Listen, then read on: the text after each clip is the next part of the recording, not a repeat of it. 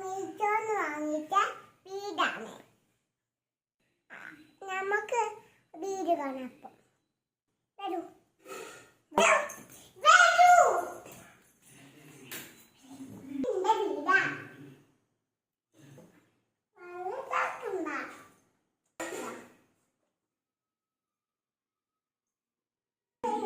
ഉള്ളിലേക്ക് കയറാം.